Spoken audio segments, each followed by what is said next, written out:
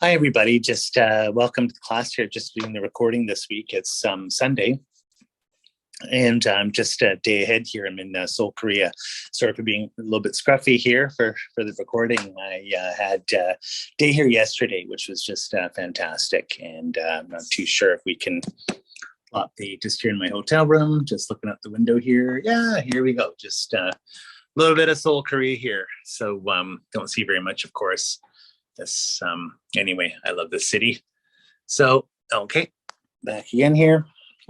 So welcome. So just figured to send out the recording for this week for our class on Pramana, so we can just kind of keep the flow going of the teachings. So we've got about an hour's class here, and today's going to be just a little bit of an introduction on relationship between Pramana, or valid cognition, and karma. So we're going to be doing this a lot in the future, talking about karma being the movement of the mind, but just how does it relate to the Buddhist concept of Pramana, or valid cognition? So yeah, so that's what we're going to talk about today. And again, I'm going to be away this coming week again, so I'll send out another recording. We've got about, I think, 2 more classes on Pramana before this particular kind of course is over, and then we'll have a question and answer discussion like we've been doing. Okay, so just getting into it here, just a quick meditation and on Ganden Gyema. We can just take a moment to just arrive here, present moment, watching our breath.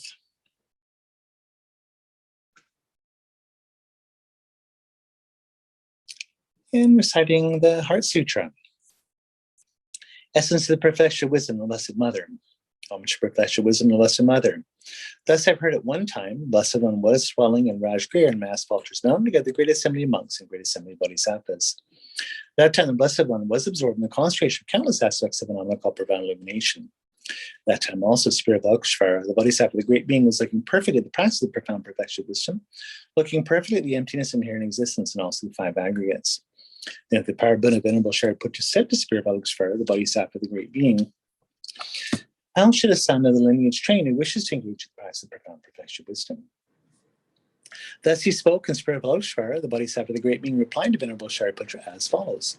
Shariputra, whatever son or daughter of the lineage wishes to engage the practice of profound perfection of wisdom should look perfectly like this. Subsequently, looking perfectly and correctly at the emptiness of inherent existence and also the 5 aggregates. Form is empty and emptiness is form. Emptiness is not other than form, and form's not other than emptiness. Likewise, feeling, discrimination, compositional factors, and consciousness are empty. Shariputra, like this, all phenomena are merely empty, having no characteristics. Do not produce and do not cease. They have no defilement, no separation from defilement. They have no decrease and no increase. Therefore, in Shariputra, in emptiness there is no form, no feeling, no discrimination, no compositional factors, and no consciousness. There's no eye, no ear, no nose, no tongue, no body, no mind, no form, no sound, no smell, no taste, no tactile object, no phenomenon. There is no I element, and so forth, up to no mind element, also up to no element of mental consciousness. There is no ignorance and no exhaustion of ignorance, and so forth, up to no aging and death, and no exhaustion of aging and death. Likewise, there is no suffering, origin, cessation, or path, no exalted wisdom, no attainment, also no non-attainment. Therefore, Shariputra, because there is no attainment, bodhisattvas rely on and abide in the perfection of wisdom. Their minds have no obstructions and no fear. Passing on or beyond perversity, they attain the final nirvana. Also, all the Buddhas relied perfectly in the 3 times, having relied upon the perfection of wisdom, became manifest, complete Buddhas in the state of unsurpassed, perfect, and complete enlightenment. Therefore, the mantra of the perfection of wisdom, the mantra of great knowledge, unsurpassed mantra, the equal and unequal mantra, the mantra that thoroughly pacifies all suffering, since it's not false, should be known as truth. Mantra of the perfection of wisdom is proclaimed. Tayatam Garagata Paragata Parasamgati Bodhisoha. Shariputra Bodhisattva, a great being, should train the profound perfection of wisdom like this. Then the Blessed One arose from that concentration and said to Spirit of Valkshvara, the bodhisattva, the great being, that he'd spoken well. Good Guru-san, lineage is like that. Since it's like that, just as you have revealed, in that way the profound perfection of wisdom should be practiced, and the Tathagatas will also rejoice.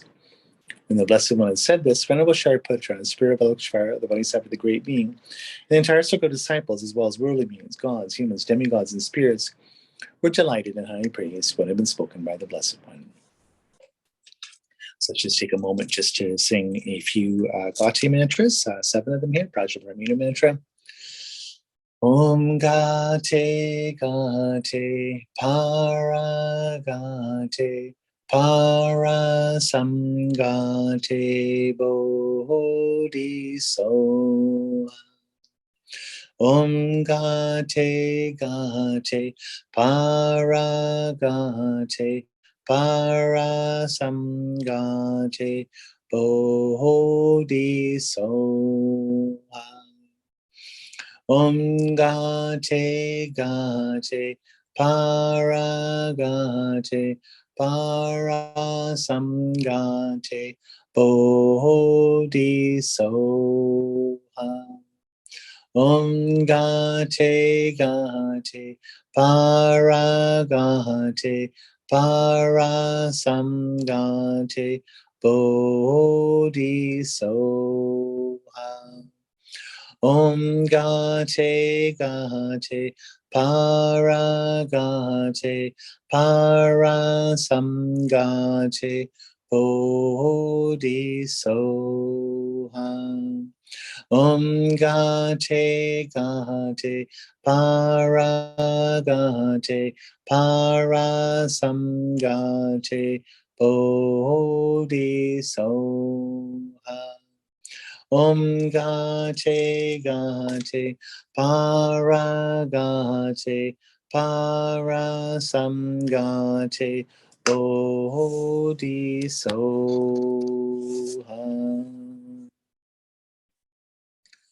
Okay, just doing 9-point breathing here, a wonderful hollow body. Body made of pure energy here. Visualize the 3 channels if you wish, central channel and 2 side channels. Otherwise, hollow body. Again, blocking our right nostril, inhaling through our left, blocking our left, exhaling through our right, getting rid of desirous attachment energy, sort of being stuck, hung up, so forth. All that sort of, bad chi or sick energy or whatever you want to call it, sort of stagnant energy is being expelled. Bringing beautiful sort of clear air chi into our body. And then changing it around, closing our left nostril, inhaling through our right, closing our right, exhaling through our left, getting rid of these 3 breaths here, getting rid of anger, reactivity, frustration, and so forth. And finally, 3 deep breaths in and out through both nostrils. Final inhalation, the 9th, just holding your breath at your tummy there, putting your mind just below your belly button, mixing the prana, the breath, and your mind together at your navel. And release when you're ready.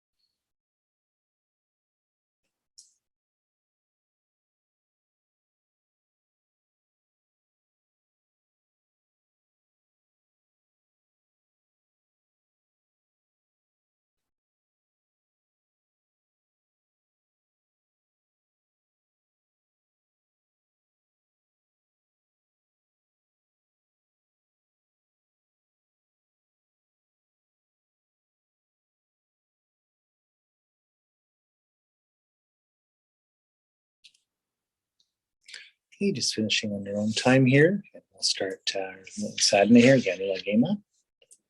So let's just take a moment to visualize ourselves in the wide open space. We can visualize kind of like all the walls fall away here of our room. And we're in beautiful sort of open plain, sort of almost kind of like in a plain, sort of infinity in every direction here, pretty well. And all sentient beings from all different world systems and realms and so forth are here with us. A beautiful dome of a blue sky above us, a luminous dome. So concentric circles around us, all sentient beings, starting with those closest to us, our mother on our left, father on our right, people we love the most behind us as support, people we like the least in front of us as objects of compassion. And we can also put people that need our healing in front of us as well.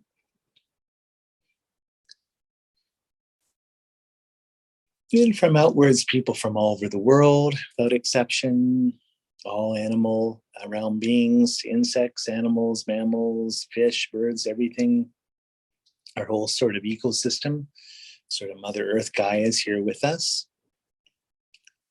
Countless beings from the spirit realm are here. All different spirits, local gods, fairies and dragons and so forth. Celestial beings, God beings from the different desire, form, and formless realms. And countless beings from lower states of rebirth, states of suffering. These being just different hell realms, sort of nightmare realms, so to speak, and hungry ghost realms as well. But here, everyone's like super positive and happy to practice with one another and so forth. It's like all sort of a big family.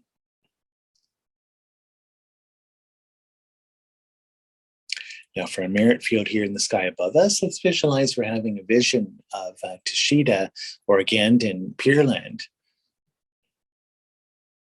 sort of land of great bliss, great joy, land of the sort of pure Buddha field of the universal Buddhas. So Buddha Shakyamuni, founder of our tradition of Buddhism, and future Buddha, Maitreya, Buddha of loving kindness, who is coming soon to sort of institute a new form of Buddhism.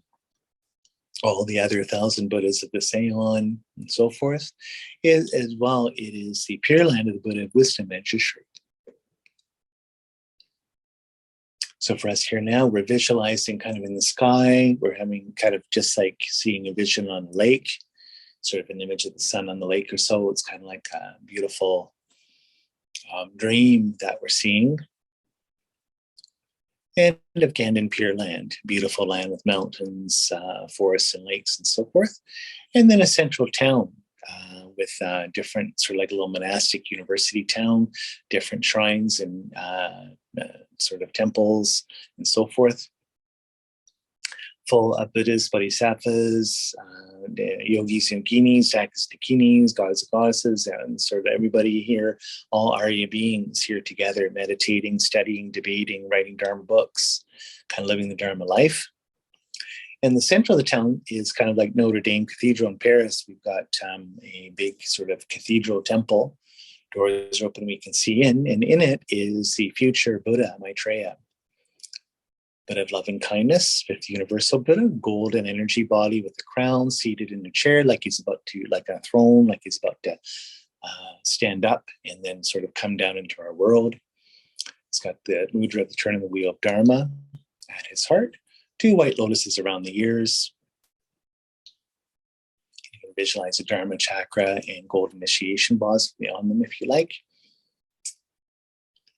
And then representing sort of all these sort of sutric and tantric teachings from the Buddhas of this, sort of Buddha Shakyamuni's tradition of Buddhism here, represented in the Kadampa traditions, the old and new Kadampa traditions. So on Maitreya's right or our left is Atisha, Dipampara Vijana, and again with that turn we have Mudra Dharma, holding 2 white lotuses, 3 robes of a monk in the yellow pants hat from India. And then the other side, New Kadampa tradition, our sort of great saint and founder, Tsongkhapa Losang from the 1400s. And he's in the typical way we see him in Tankas and books, where he's in 3 robes of monk, yellow pants hat, in lotus position, turn wheel of Dharma, 2 mudra, 2 white lotuses. Left one's got the Prajnaparamita text, right, has a flaming sword. And now we're just visualizing at Maitreya's heart, a little sort of golden eternal knot symbol. And from it, beautiful white clouds start to emerge. And you see like white curd, or I guess kind of like for us in the West, maybe like white whipping cream, or it just came like you get the big foamy cappuccino at Starbucks or something, and you have all the kind of white foam clouds just like that, beautiful, white and pure. And on it, again, is Tsongkhapa, again, with his two heart students, Chopa and Kedrubje. So he's sort of in typical form here. And then Chopa and Kedrubje, they're just a little bit more simple, wearing three robes of monk, yellow penance hat, seated in lotus position. They just have the teaching mudra with their right hand, like this, and then their left hand, their whole Dharma text at their lap, so kind of like they're teaching from the book.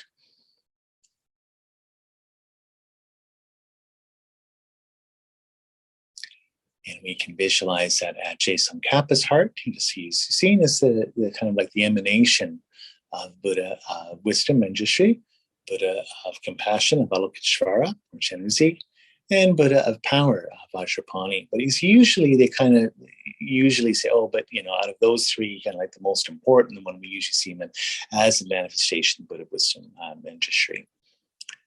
They say, Zasep Rinpoche always says, it's his old expression in Tibet, we have three great Manjushris, the three great scholar saints of Tibetan Buddhism. In the past, we've got Sakya Pandita, sort of one of the founding fathers of the Sakya tradition. Longchenpa Rajan, Nyingma tradition. He's just almost pretty well contemporaneous of Tsongkhapa in the 1300s. I don't think from any indication that they met or were really familiar with each other's work. Very similar, of course, in some ways, but same, different style, different flavor as well. And so he's seen as the other emanation of Buddha of wisdom, Manjushri. And we have Tsongkhapa, the third one. So we're just going to visualize that Tsongkhapa's heart to show this on a white moon disc is the Buddha of wisdom, Manjushri. So he's in lotus position, beautiful golden energy body wearing a crown, and he's has mudra, left hand in the three jewels mudra, and it's got a little white lotus here with the Prajna Paramita text in 100,000 verses. His right hand has a threatening mudra, but it's holding up a wisdom sword that's on fire, cutting through the sort of veils of ignorance, veils of Maya.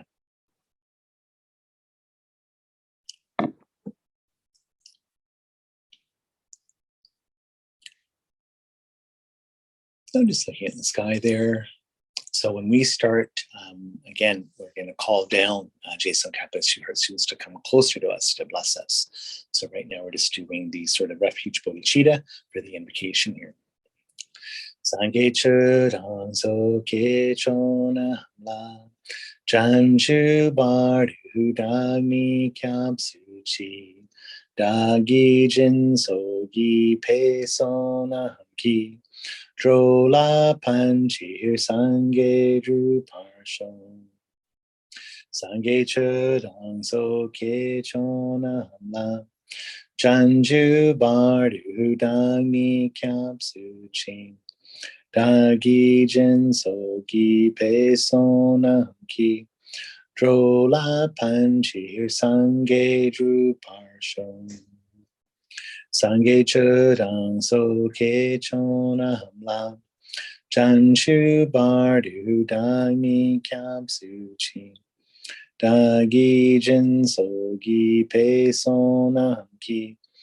Drola panchi hir sangye dru parshon. I take refuge in Buddha, Dharma, and Sangha to attain enlightenment by the meditations and by practicing generosity of the perfections, may attain enlightenment and benefit all sentient beings. May all beings have happiness in its causes. May all beings be free of suffering in its causes. May all beings constantly dwell in joy, transcend sorrow. May all beings show equal love for both those close and distant. So 4 measurables of wanting all beings to have joy, compassion, love, I should say, love, compassion, joy, and equanimity. That's from our heart. Now, from the heart of the protected hundreds of deities of joyful land to the peak of a cloud, like a cluster of fresh white curd, all known listening to King of the Dharma, please come to this place together with your 2 chief disciples. So as we say this, we just visualize kind of like rolling out a yoga mat. The clouds start to bring Tsongkhapa and his 2 heart students, Chopa Gyatso and Kedrubje, a little closer to us. So us and all sentient beings are kind of meditating here together in the ground, and then out of the sky coming down like little cranes coming down closer to us, right from Maitreya's heart, are these three great saints, Buddhist saints, to give us their blessings and guidance and grace. In the space before me, in the Lion Throne, Lotus and Moon, the Venerable Guru smile with delight. Supreme field of merit from my mind to faith, please remain for 100 aims to spread the teachings. Your minds of wisdom realize the full extent of objects of knowledge. Your eloquent speech is the ear organ of the fortunate. Your beautiful body is ablaze with the glory of renown. I prostrate to you and beseech to hear and remember so meaningful. Pleasing water offerings, various flowers, sweet-smelling incense, light, scented water, and so forth. A vast cloud of offerings both set out and imagine and offer you supreme field of merit. Whatever non-virtues of body, speech, and mind, every kingdom is time without beginning. Especially transgressions of my 3 vows, with great remorse I declare each one from the depths of my heart. As your degenerate ages suffer much learning and accomplishment, banning the outwardly concerns, you made your leisure and endowment meaningful. O protector from the very depths of my heart, I rejoice in great weave of your deeds. From million clouds of wisdom and compassion, space of your enlightened minds, venerable and holy gurus, please send down rain of vast and profound dharma to the appropriate disciples of this world. May the Vajra body create from the purity of clear light, free of the rising and setting of cyclic existence, but visible to the ordinary viewer only in its unsubtle physical form. Stay on unchanging without waning until samsara ends.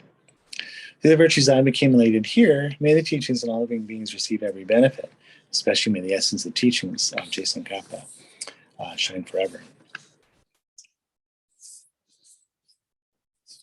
Okay, so let's just do the Mandel Offering here.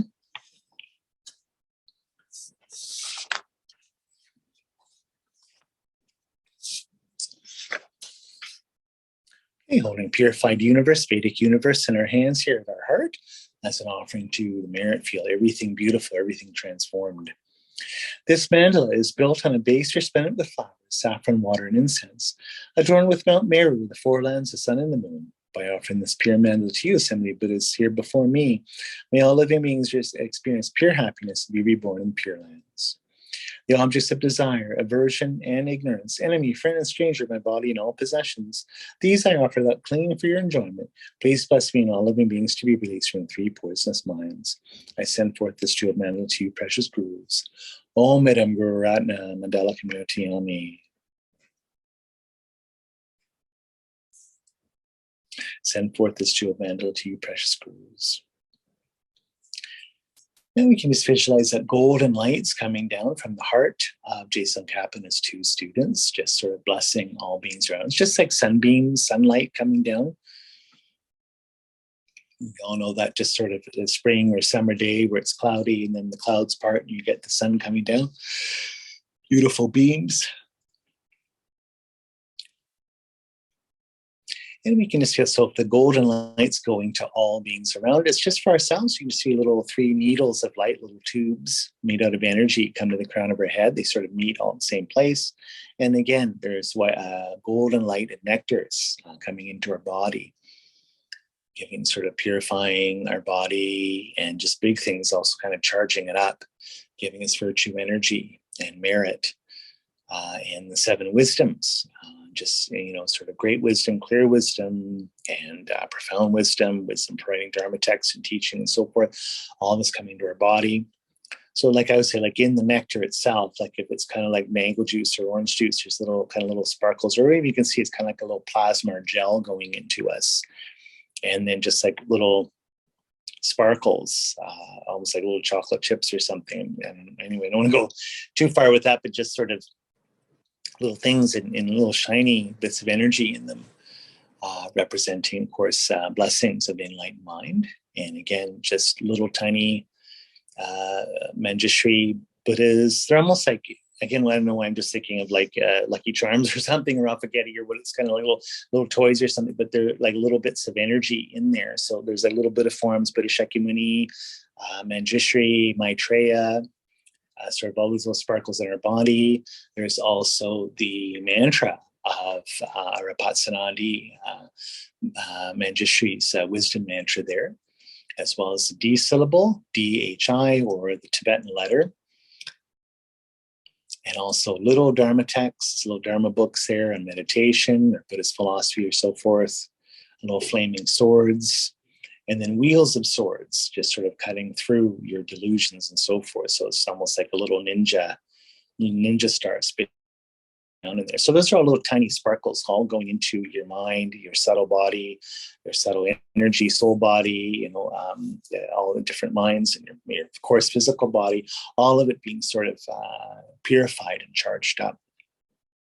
And so you recite the mantra. Make me say wei ter chen chen rei zi, dream ken pe wang po jam pao yang, du pung ma lu jom se sang wei dan, gan chen ke pe sung ken song kapa. Lo sandra pe sha bla so wan den. Ming me se wei che chen chen rei zi. Dri me ken pe wang po cham pao yang. Du pung ma lu jom se sang wei dan. Gan chen ke pe su ken song kapa. Lo sandra pe sha bla so wan den. Make me say wei ter chen chen rei zi. Dream me ken pe wang po jam pao yang. Du pung ma lu jom se sang wei dan.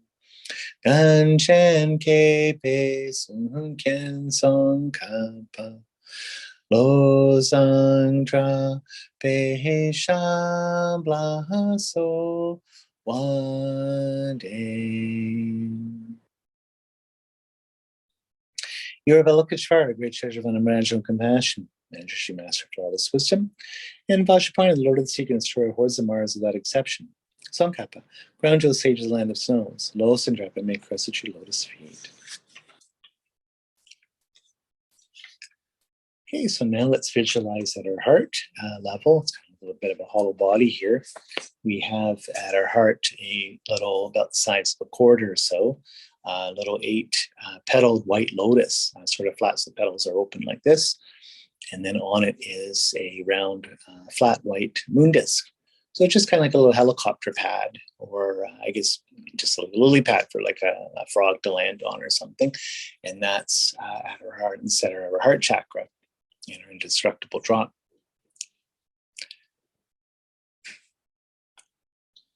Glorious and precious root Guru, please come to the lotus and moon seat at my crown. In your great kindness, please remain with me. Bestow upon me the blessings of your body, speech, and mind. Glorious and precious root Guru, please descend the lotus and moon seat at my heart. In your great kindness, please remain with me. Grant me the common supreme realizations. Glorious and precious root Guru, please remain in the lotus and moon seat at my heart. In your great kindness, please remain with me. Please remain to achieve the essence of enlightenment. So we now visualize that the whole sort of beautiful kind of mandala, beautiful vision, holy sacred vision in front of us starts to melt into light, sort of golden light. So like in sunlight, like if you see the sun on the surface of a lake, there's a bit of a wind and you have the ripples and the waves going, and it's sort of like little diamonds on the center, just on the surface of the lake, same kind of thing.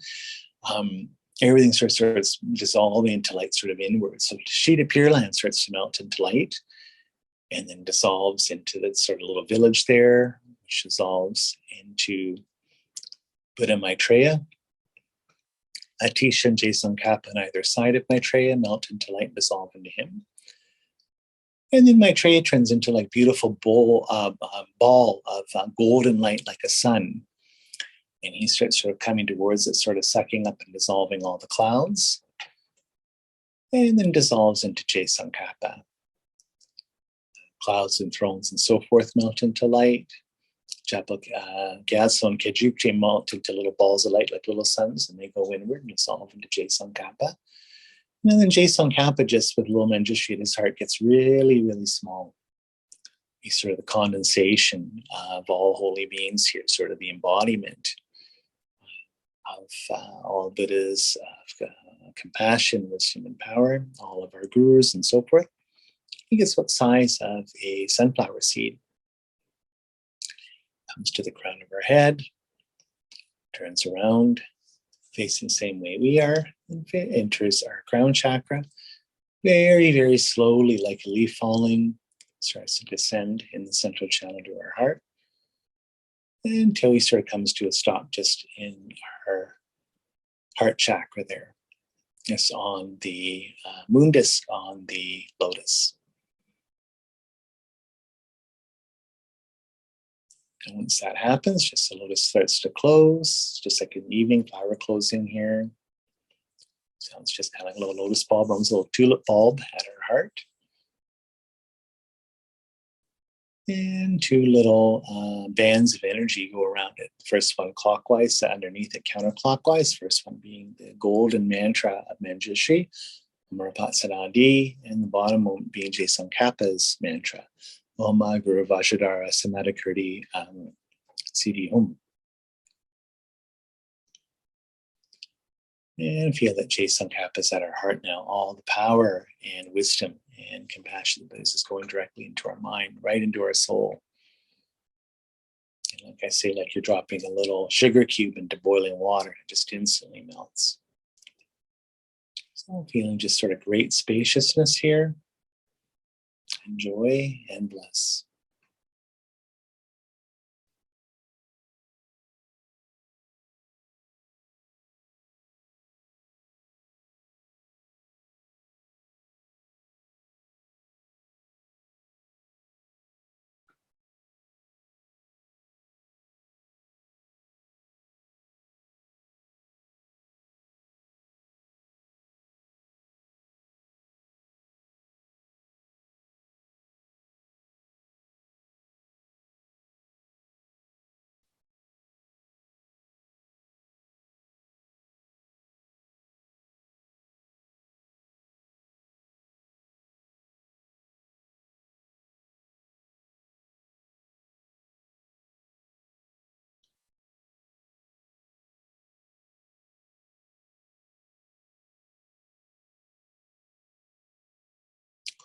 Okay, so coming out of meditation now. Just sort of dedicate this at our heart for the enlightenment of all sentient beings.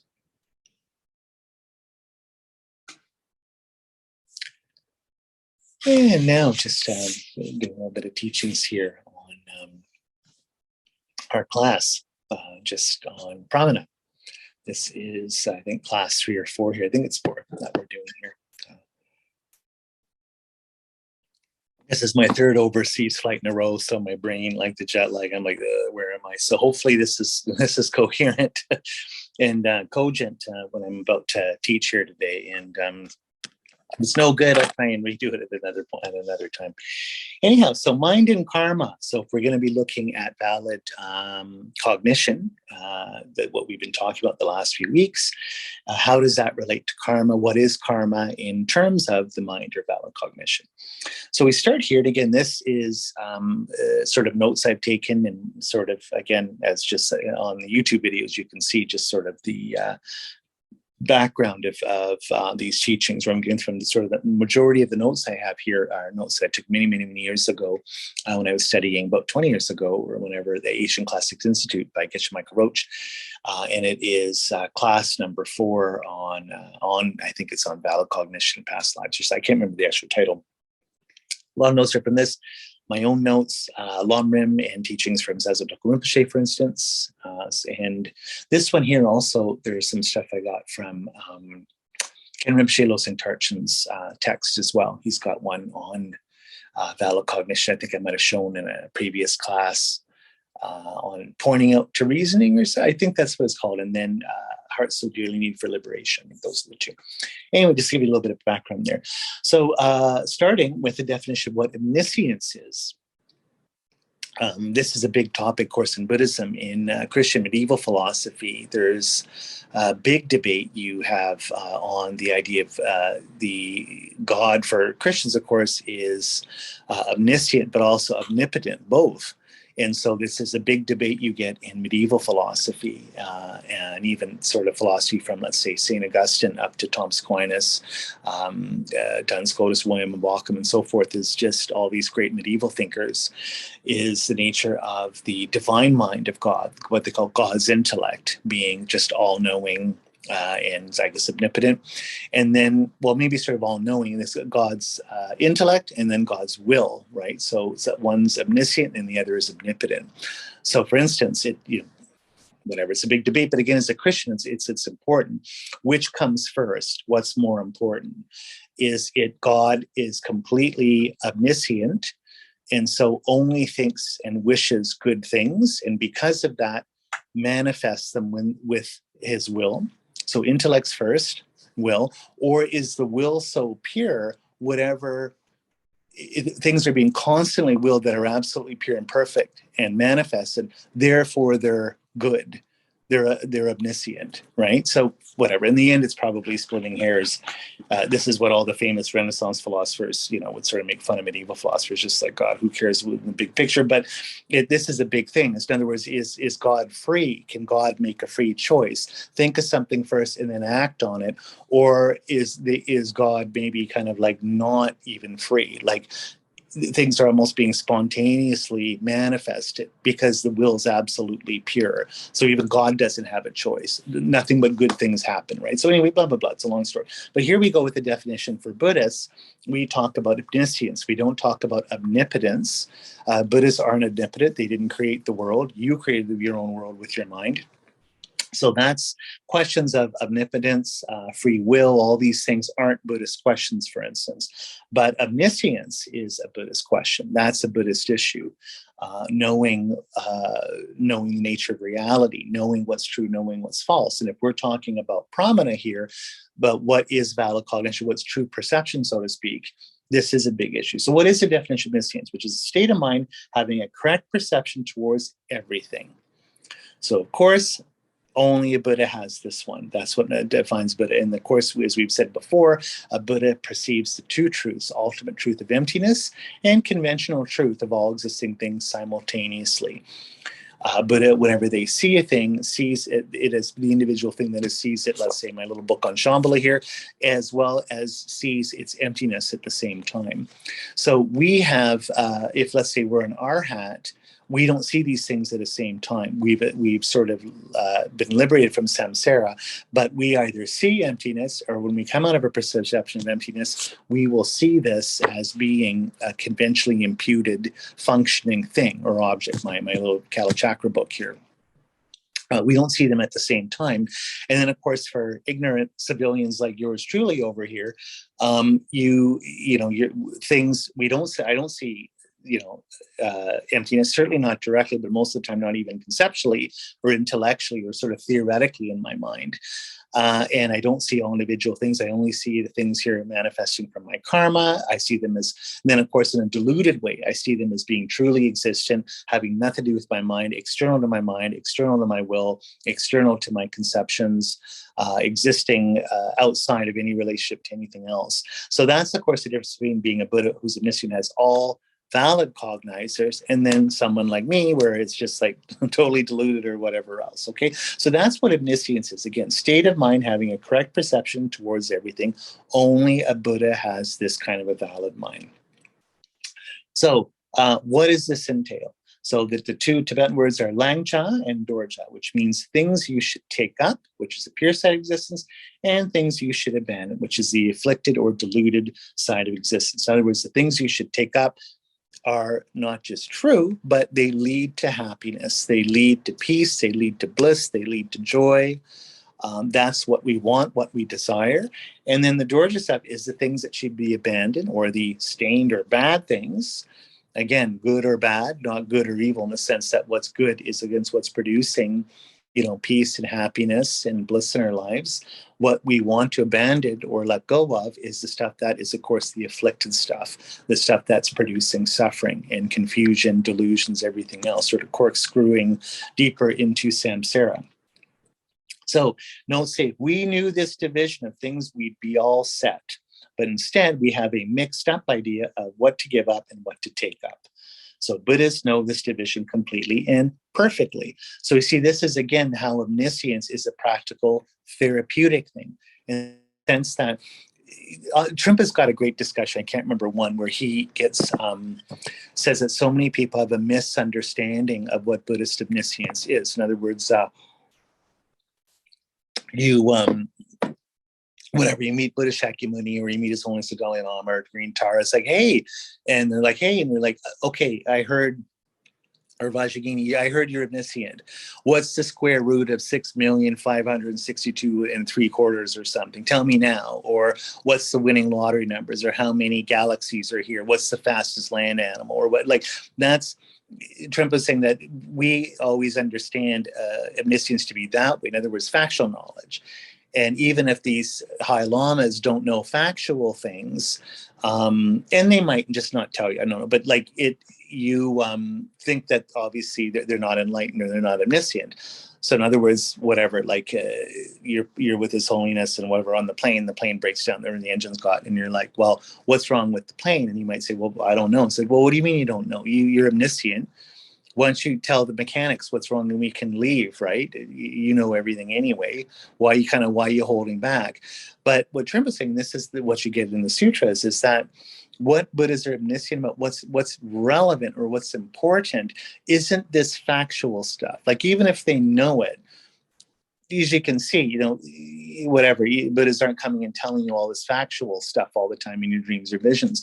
What they're telling you is the important sort of ethical or moral or and again, the therapeutic side of this is what you have to take up or cultivate as good habits and what you have to let go of or drop, which is your bad habits.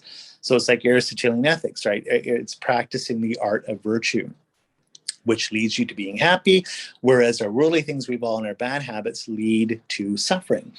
And so we're all mixed up with this, is that we always want to be happy. All sentient beings want to be happy, but we're doing the wrong kinds of things, thinking they'll produce happiness. We're contaminated, we're selfish, we're doing all these bad things in order to be happy, but it's producing the opposite reaction in our lives and everyone else, the opposite product, the karma. We're putting out the causes, thinking these causes will produce good effects, but they produce suffering because they're bad causes. But we're ignorant. We don't see that. We don't see the connections. We don't know what we're doing. So the omniscience of the Buddhas is that they know this distinction. Their omniscience, what the omniscience as it's being practically applied in teachings to us, is they know what you should do to be a good person to bring happiness into your life. So this is what they always say about Buddhist silence, is that in all the old sutras and stuff, people come probably, eggheads like me or whatever, or hot shots and smart ass people, and they'd be trying to get Buddha to settle big philosophical religious disputes. Is the soul immortal? What's heaven like? Whatever, is there free will and all this kind of intellectual stuff? Is the mind the brain or all this? And they always says Buddha son. So he just sits there and just like, not teaching this. Like, in other words, even if I know what the answer to these questions is, it's irrelevant to the project that I'm on here, which is therapeutically to teach you how to end suffering and to find happiness, right? That's what's important. So these other debates or sort of pressing religious matters that you have in your head are irrelevant or a bit of a distraction to the main important thing we're trying to get on, which deep down is even more important to you. Like, if, just like Thomas Aquinas says, like everyone strives, famous Christian saint Thomas Aquinas, he said the main motivator of everyone is desire to be happy. And so even when someone's doing horrible things, they're deluded, but they're doing it thinking it'll bring them happiness. So even if I'm scamming people and killing people and dumping whatever, oil into, someone's lake or something like that, even doing all these bad things, is because on some weird, twisted, perverse level, I'm trying to be happy in doing them. I'm just so confused and deluded. I don't see that this is actually bringing and suffering most of, like, not just everyone else, but even in the big picture to myself on a spiritual level. So we're all mixed up about those things. The Buddhists have the omniscience that they know. And so when Buddhists appear in your life as your Buddhist teachers, you listen to them because they know teaching you this art, when you're in this sort of therapeutic relationship and sort of a teacher-student relationship, what they're trying to teach you are these things.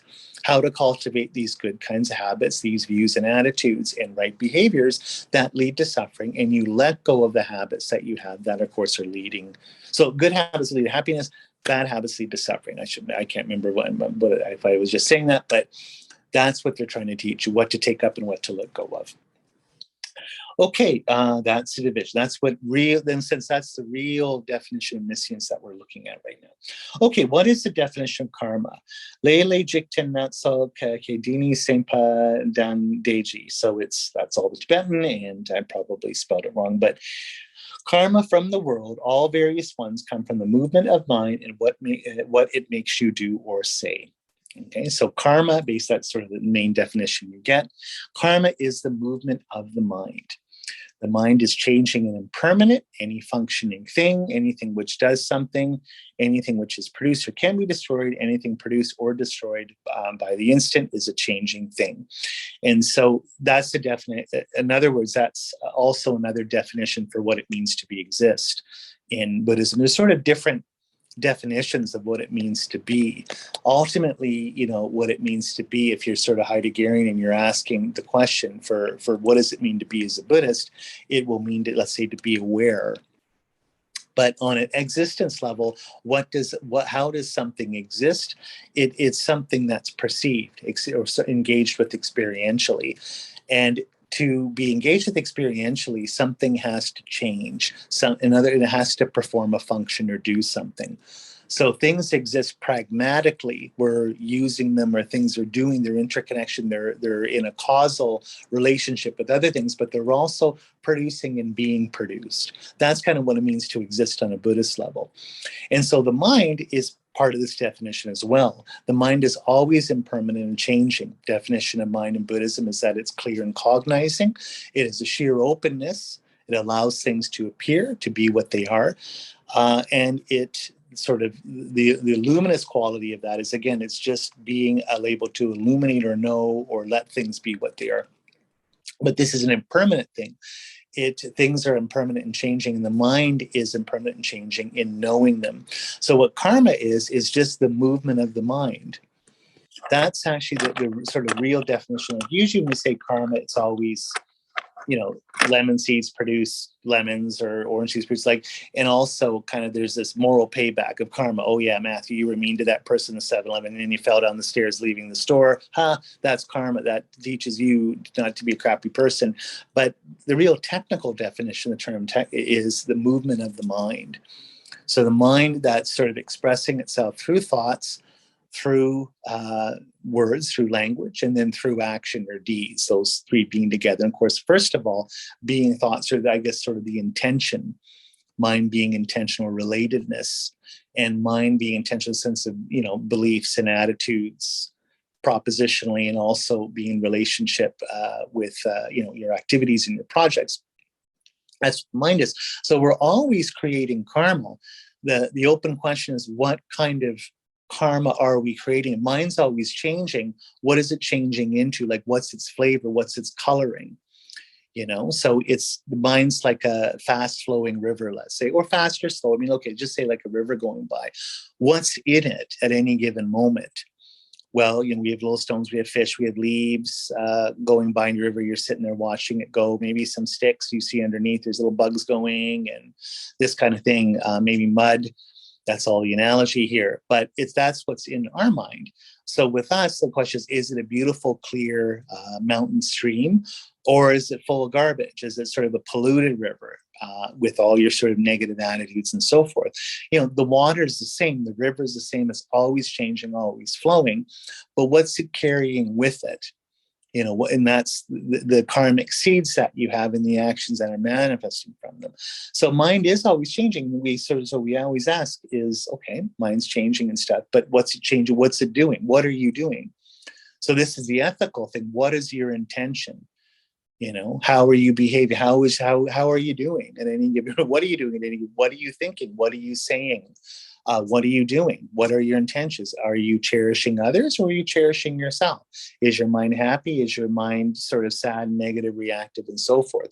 What are you projecting out? Kindness, compassion, wisdom, openness to others, or judgmentalness, meanness, sort of being greedy, or any of these kinds of things, right? Okay, I wrote down here how the mind changes. The mind has 5 qualities. One of them is that will be the,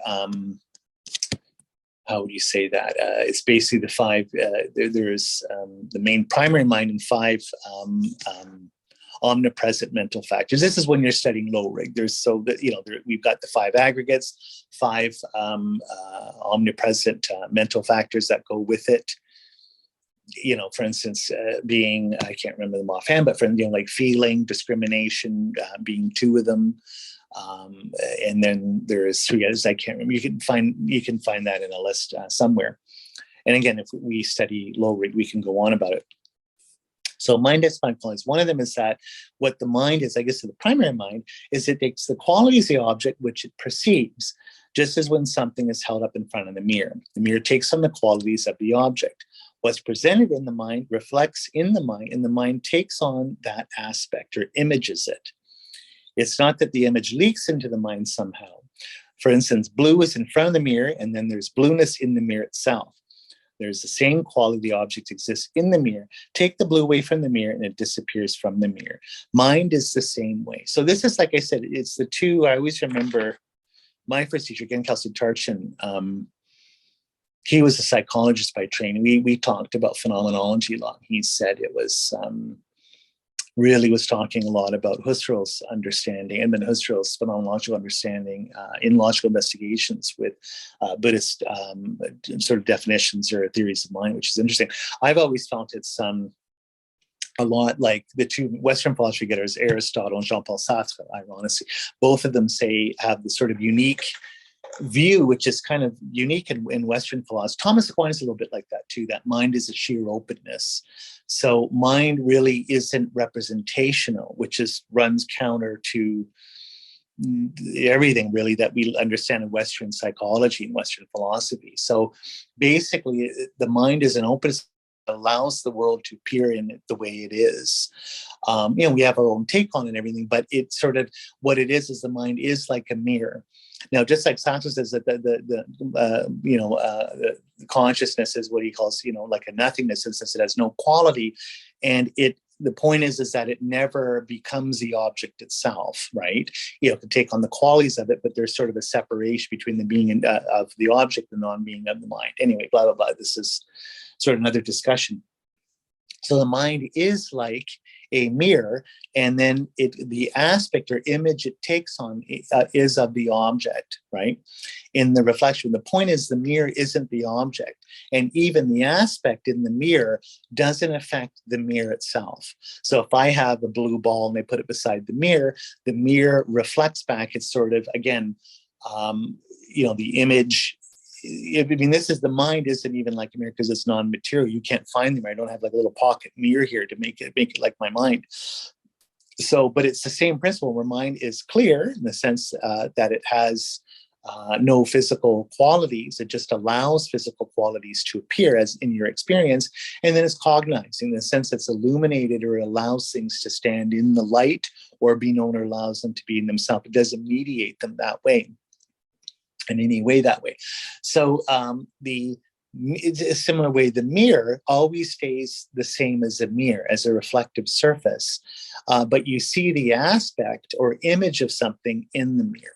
Okay, so why is this important? Again, this is we're just saying, we just doing philosophy here, but again, it just shows that this is why Jean-Paul Sartre says that the mind is absolutely free, and that we are absolutely free, that we can make anything we want of ourselves and of the world. The world can be any way we want to interpret it. The world can appear any way to us, the way we want it to. So there's a fund, and then the same thing with Aristotle always says that whatever appears in the mind takes on that quality of it. So ethically, this is why for Aristotle, once we understand this, and you want to do proper philosophy of science, you have to have a proper ethical attitude, because whatever you put in the mind becomes that way. So habitually. So if you shovel garbage into your head, you end up having a garbage mind. If you shovel beautiful, pure things into your mind becomes pure, right? Tantra or peer review is all based on this, is that rather than having the negative reactive mind we have, where everything we see is, we're all judgmental and all tight, we're going like this, it's quite the opposite. My attitude is to see everything is pure, everything is beautiful, everything is blissful. And then over time, things start to appear beautiful, appear blissful, rather than being contaminated, what they say are causing suffering. It's just your mind. So just like the mirror, whatever my teacher, James Manchin, my old philosophy teacher, he's big here, but he always said, whatever you put in the mind, whatever content you put in the mind, the laws of that content get applied to the mind, right? So whatever goes into the mind becomes, right? So like Jean-Paul Sartre says, you are your actions. You are what you think, what you say, and what you do. That becomes the world you end up living in, the self that's connected to that world. So the good thing is that anything is possible. You can become completely enlightened. The bad thing is that, like South will say, you can't blame anyone else for it. This is your mandala, this is your world. And then again, like an existential, there's always this, oh my God, I'm crushed by this this responsibility, in the sense that, oh my God, like, I can do anything. What will I do? And who's can help me? Or, making this reality at each moment. I'm almost kind of overwhelmed a little bit by the responsibility of having to sort of write the movie of my life at any one given time. But again, what we're stressing here therapeutically is the positive side to this, not the negative judgmental side, where, oh, this Matthew guy, what a loser, he doesn't know any better, look, I'm screwing up. But rather, oh, we can always restart. We can always, at any moment in the present moment, start to see things differently, starting to be differently, right? Samsara is just doing the same loop over and over and over again, and wheel of rebirth over and over again. Here, we're at any moment, we're going to just cut and start anew. But again, it's hard to cut because we have all this automatic dispositional responses for all of our bad habits, where we've trained our mind to be negative and sort of negative in a whole bunch of different ways. So we have to retrain our mind. But it's based on the capacity that at any given moment, our mind is pure, like this mirror. We can start again at any moment. And at any moment, no matter how crappy you've been, at any moment you can restart again. So, okay, Buddhists must have knowledge of everything and the power to help and have love. Otherwise, without love, the knowledge and ability to help others is never offered, because they don't care. So what's interesting, this is good, is that, ignorance in a lot of ways of samsara is precisely being ignorant of this fact, of the mind being like the mirror, of understanding what is to be adopted, what is to be let go, being ignorant of even what pramana or valid cognition means. So what I do like about this is that it's not even enough to learn these truths. We have to have love and compassion, because that's what allows us to share these teachings with other people. Right? So if you didn't have any of this, you weren't motivated by love or bodhicitta or compassion, even if you ended up seeing these truths about what valid cognition means, what the emptiness of the mind means, you might just keep it to yourself. You might just find your own liberation and just like, well, good enough. I'm sort of blissed out. Who cares about any other being? But what you see is all Buddhist saints throughout history, no matter what the Buddhist tradition they're of, the moment they get some kind of spiritual realization, what do? They teach. People ask them for help and they freely offer it. Why? Because they're motivated by love and compassion.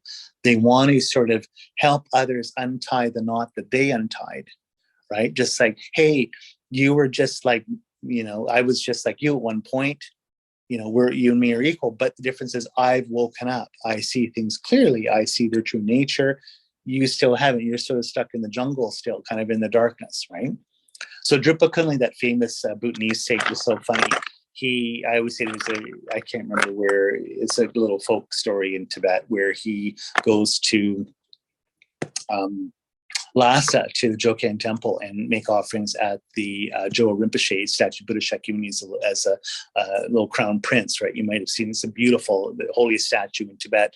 And he goes and everyone's sort of praying and stuff. And he walks up and makes offerings and he goes, "Oh, thank you, Buddha. I love you." But he's like, many like millions of years ago or whatever, me and you, Buddha, we were the same. But you put all the work in and I didn't. So you did all the right things. You took up the right things and abandoned the bad things. And you meditate. Now you're enlightened. You say, now you're Buddha. And you have a beautiful statue of yourself here in Lhasa. And I'm still a sucker stuck in samsara making offerings to you. I'm still here. You're up there. I'm still here. Because I didn't work hard enough. So take home thing is that start right now in changing my mind to get enlightened, right? Anyway, I always think that that's a cute story. So Omniscience is like a big mirror which reflects everything that ever was or ever will be, as well as each object's emptiness. As long as there's anything moving in front of the mirror is changing. The mirror is the same. Omniscient mind must be changing since the object perceives are changing. So even this is just to show that the mind itself, the omniscient mind, is empty just like everything else is. It's not a God. It's not inherently existent of absolutely unchangingly pure or whatever. It's a changing, functioning thing. Okay, so the last little bit here is a little bit of understanding what we were talking about with the nature of the mind is the sort of proof of past and hence future lives here. So, karma is every time your mind moves, through what you say, what you think, and what you do. So what is karma? What is the principle of that movement? Well, the principle of that movement is causality, right? There's it's like an ancient Greek philosophy. We have to understand that everything is causal. Everything's cause and effect. So Aristotle always said things are in nature and physics are causal, and for it something to be causal, it implies a continuum. Otherwise, it's not cause and effect; it's replacement. In other words, if I have an acorn, the acorn doesn't instantly become the tree. You put the little acorn in the ground, water, put sun in fertilizer, whatever, and then it opens up and a little shoot goes up, little leaves, and gets a little bit bigger, and then the bark comes bigger. Then it's the tree. Then the acorn is the same as the tree, even though the big oak tree that's 300 years old or whatever doesn't really look like the acorn. You show some of the acorn and say, this is the same thing as the tree. They're like, what are you talking about? How can they be the same thing? Well, this is the seed of that. But we know they're the seed and that they're not separate because the continuum of little changes along time of all the way the tree sort of changes in appearance, but along a continuum, that shows you it's the same thing, even though it looks different. If we didn't have that, it would be a replacement. In other words, one moment I put the acorn in, bing, next moment it's a tree. You wouldn't think they were related. You think the trees just replace the acorn. That kind of has nothing to do with the acorn, right? So change always implies a continuum. So our mind is always changing, but it doesn't change into anything else that's not the mind. So my mind doesn't automatically, become a table or sort of ends up and turns into a rock or something. My mind is always my mind. But just like the river is always the same river, but it's changing at each moment. It's a little bit paradoxical. And this is why, Heraclitus, Greek philosopher, said you can never step in the same river twice. Because obviously it's the same river, but then it's always changing. But it doesn't become a different river. Like if I say, let's say the Red River in Winnipeg or whatever, or the Columbia River or something, it's different times of the year, it looks different, it's changing, it's just depending on the weather, whatever else. But that's always the Columbia River. Like it's not becoming whatever, the Ganges or something like that, or becoming an ocean. It is the same river, even though it's always different. So this is always the funny thing about change or impermanence, is it is a little bit paradoxical. Where is the river? Right? All there is change, right? This is why Nietzsche said eternal return. This is the sort of Jill Dillis, my favorite philosophers, said that understanding Nietzsche's eternal return of the same is the eternal return of the different. In other words, all that ever repeats in life is non-repeatable changing things, right? In other words, the only constant thing is change. It's all these sort of paradoxes. And friend of mine, there's a flight attendant once that was a Unitarian, and she was at church, and they had some story about the Buddha that I'd never heard of, but I thought it was kind of funny. It's a similar principle. This guy back in India lines up to have a audience with the Buddha. Like, he gave some public talk and everyone's going up to ask him questions. He waiting in line. He gets to the Buddha and then he punches the Buddha in the face and then leaves. And as everyone's like, oh, what was that about? So the Buddha's like, well, okay. And then, the next day he shows up again, but he gives a talk. There's a big lineup and he comes up and he goes, hi, Buddha. And he's like, hi, how are you? And he's like, good. He's like, do you remember me? And he's like, well, who? He said, I was here yesterday. I'm the guy that punched you in the face. And it's like, no, you weren't. And he goes, yes, I was, 3:00 yesterday, lined up for 45 minutes. And the moment I said, I punched you right in the face. And everyone, oh my God, that was me. And but it's like, nope, no, it wasn't you. And he says, yes, it was. And he goes, no, it wasn't. That man no longer exists. That man no longer exists. So that's kind of a funny story. But anyway, that's the same thing, that you can never step again in the same river. So what is the material or substantial cause of the mind?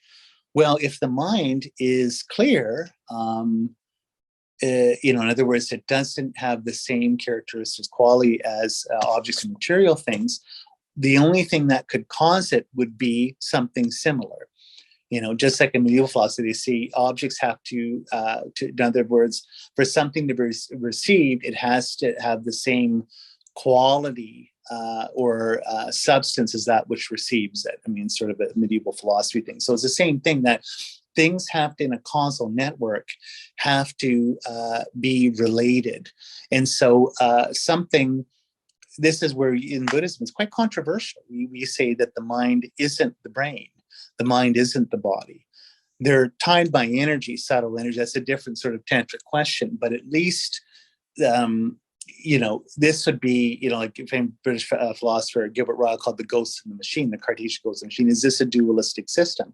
Well, it's not dualistic, because basically neither one of them are things. Neither one of them inherently exist.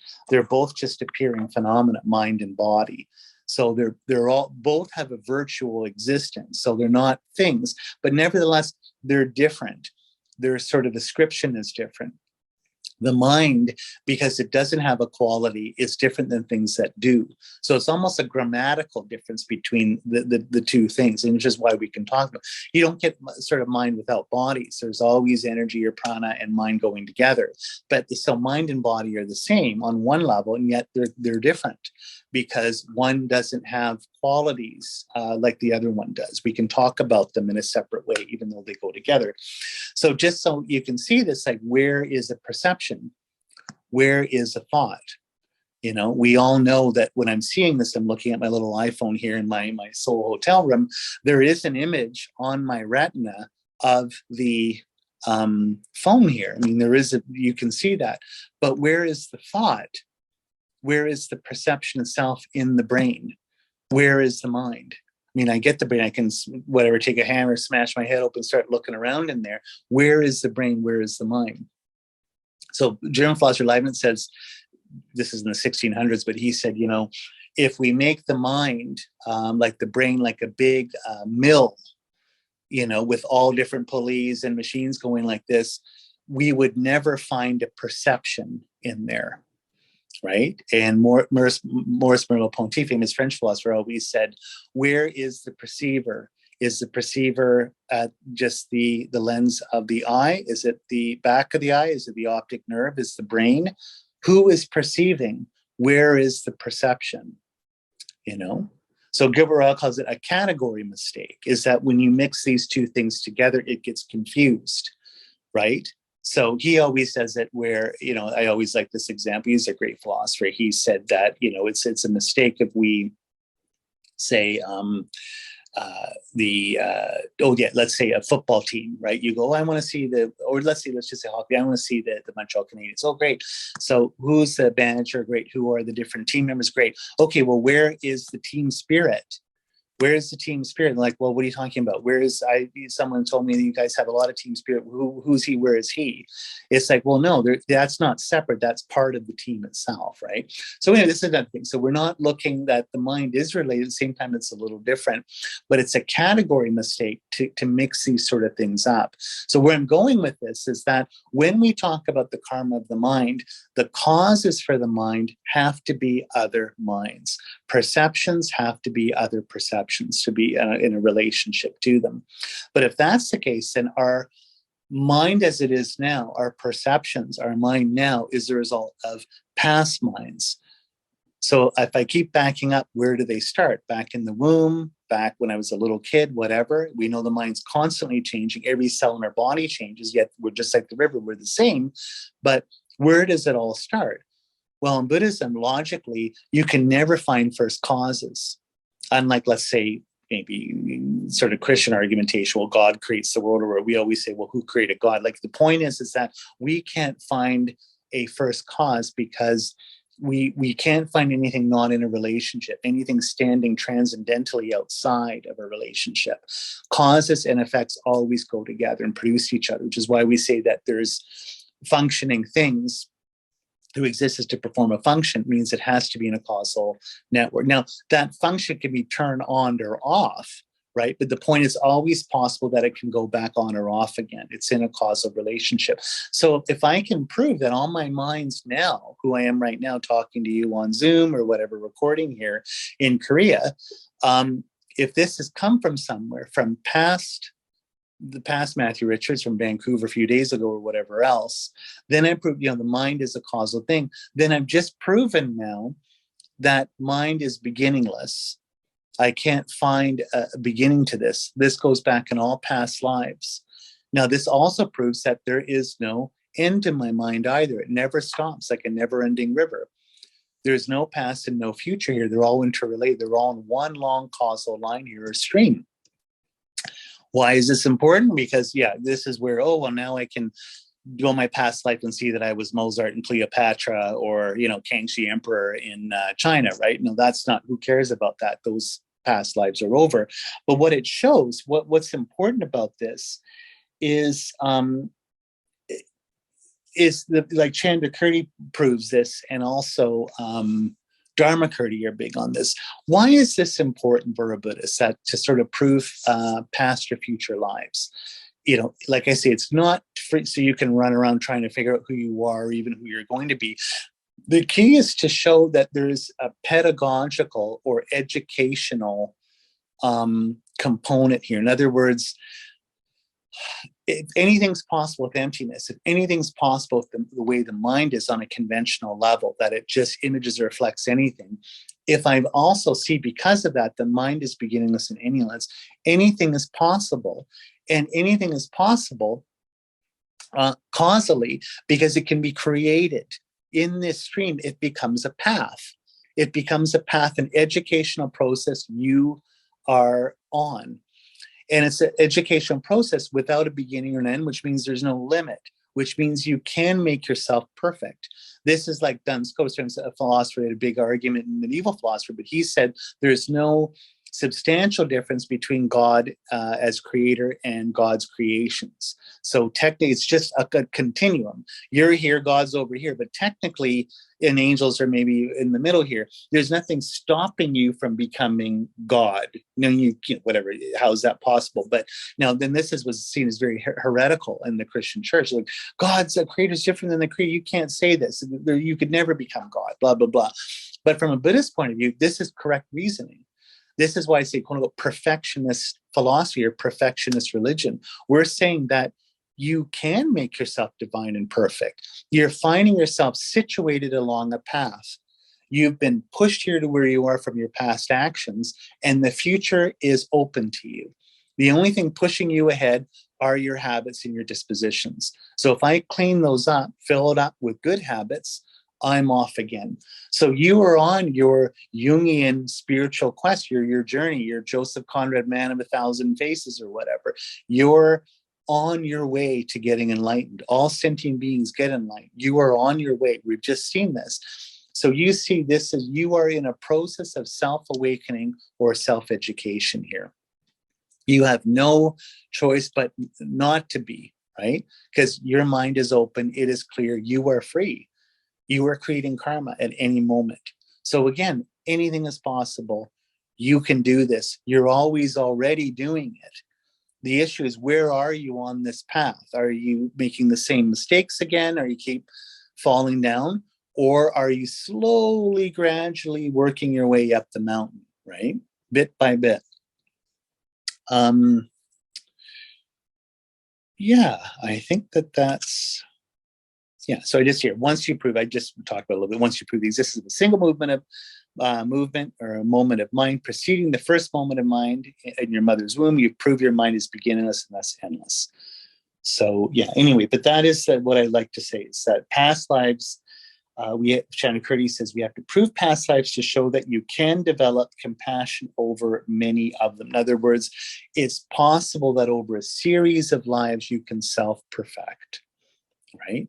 So this is the difference, and this is why, like, I disagree. Like, I know people, you meet Buddhist people who say they're Buddhist, and it's like, look, it's the 21st century. I'm an educated person, worldly person, but I'm Buddhist, but I don't believe in reincarnation. I don't believe in karma. Karma is just kind of like silly fortune cookie, kind of vengeance, kind of silly moral laws, and past life and future lives. That's all kind of like Hindu Vedic cosmology. We don't really believe that, blah, blah, blah.